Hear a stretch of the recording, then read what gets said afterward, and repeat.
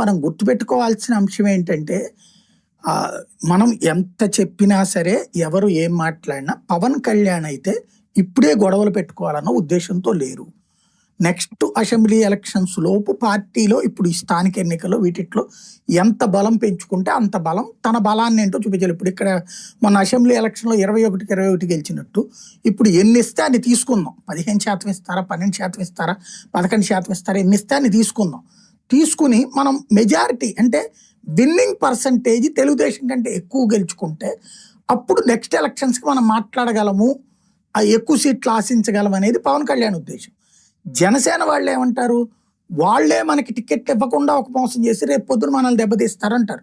ఇవి నాయకుల లెవెల్లో పూర్తయిపోయింది. వాళ్ళ స్థాయిలో పవన్ కళ్యాణ్ మన కోసం ఏమి పోరాడు అనేటువంటిది జనసేన వాళ్ళకి అర్థమైపోయింది మొన్న నాదెళ్ల మనోహర్ స్టేట్మెంట్ల తర్వాత.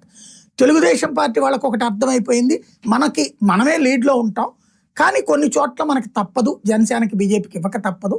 అట్లాంటి చోట్ల సాధ్యమైనంత వరకు మన వాళ్లే ఆ పార్టీ తరపున సీట్లు పొందేటట్టు చేద్దాం అనేటటువంటి తెలుగుదేశం వాళ్ళకు ఉన్నటువంటి స్కెచ్ ఉంటుంది. భారతీయ జనతా పార్టీది ఈ మొత్తాన్ని పరిశీలిస్తుంటుంది. ఇట్లాంటి దశలో ఈ కంట్రోలింగ్ అన్నది పై లెవెల్లో పూర్తయిపోయింది. ఇక కింద లెవెల్ కార్యకర్తల్ని కంట్రోల్ చేయలేరు, వాళ్ళు కామెంట్ చేస్తూ ఉంటారు.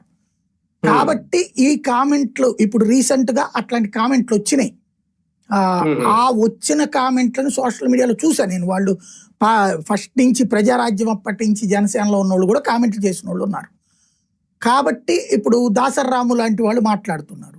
ఇలాంటి వాటన్నిటినీ కూడా మీరు అటుకు పోబాకండి, ఇక్కడ మేమందరం ఒకటిగా ఉన్నాము, రేపు మీరు మాట్లాడారు మిమ్మల్ని బయటికి తరిమేస్తాము, బాలినేని లాంటి కంట్రోల్ చేసినప్పుడు మీరెంత అనేటటువంటి ఫీలింగే వెళ్తుంది. ఇప్పుడు అంత మించి సోషల్ మీడియా ద్వారా కంట్రోల్ చేయాలనుకుంటున్నారు. ఆ సోషల్ మీడియాలో వాళ్ళని మాట్లాడకుండా అంతే. అదే ఈ సమన్వయం పేరుతో